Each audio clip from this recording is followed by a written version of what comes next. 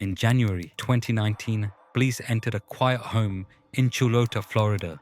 Inside, they found 3 bodies: a father, a mother, a son, all shot dead.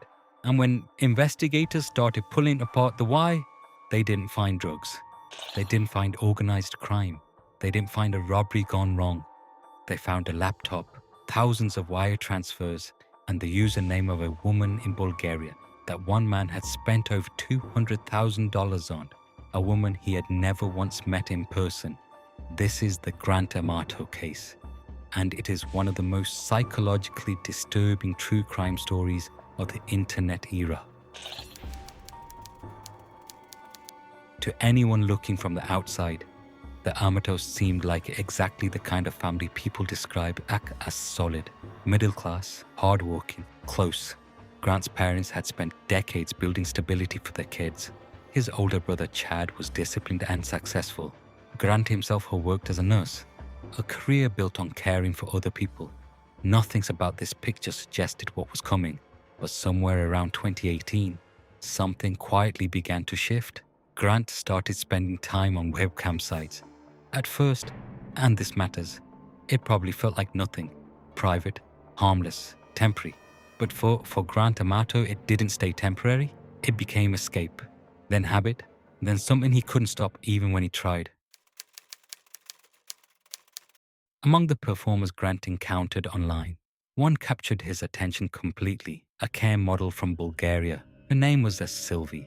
To the thousands of people who visited these sites every day, she was simply a performer. But inside Grant's mind, she became something else entirely. He messaged her constantly. He sent money. At first, small amounts, then larger ones. He waited for her responses, the way people wait for someone they love. Pretty please, send me one of your videos. Investigators would later describe what Grant had built as an emotional fantasy, a relationship that existed almost entirely inside his own head. Oh, poor baby. I'm so sorry. Reinforced by screens and private chats and financial transactions. He believed it was real. He believed she had genuine feelings for him. He imagined a future, and that future had a price tag. Over time, through stolen transfers, raided retirement accounts, and funds quietly drained from family finances, Grant spent an estimated $200,000 feeding that fantasy. $200,000 for a relationship that, by every investigative measure, only truly existed on one side. When Grant's family found out, the confrontation was devastating, not just because of the money. Though $200,000 missing from family accounts is catastrophic on its own, it was how it had happened. Quietly, over months, hidden behind a screen in what should have been his private life. They sent him to rehabilitation for internet and pornography addiction. They confiscated his devices. They cut off his internet access. They tried to rebuild structure around him, the kind of boundaries you'd set for someone in genuine crisis. And for a brief window, it looked like it might work. It didn't. Almost immediately after completing treatment, Grant made contact with Sylvie again. Secretly, consistently, like nothing had changed.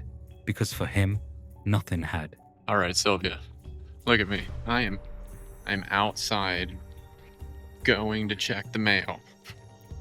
And I'm asking you if you can please, pretty please, send me one of your videos. I love it so much when you just send them to me. Yeah, I don't like buying your stuff. It makes me feel weird. Could you please send me one though?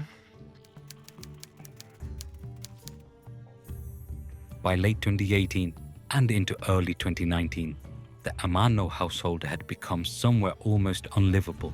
Trust was completely gone. Arguments were frequent. The family had essentially been trying to hold someone together who didn't want to be held. His parents were watching their savings disappear and their son disappear with it. Chad, his older brother, was reportedly at his limit with frustration. And Grant was increasingly isolated, ashamed probably, but also, according to the psychological picture prosecutors would later build, and more emotionally connected to the online world than the one around him. This is the part of the case that genuinely unsettles people when they dig into it, because it wasn't dramatic, it wasn't cartoonish, it was just a man who had slowly, quietly stopped valuing the real world as much as the one inside his screen. His family saw addiction destroying someone they loved. Grant, by all accounts, saw love.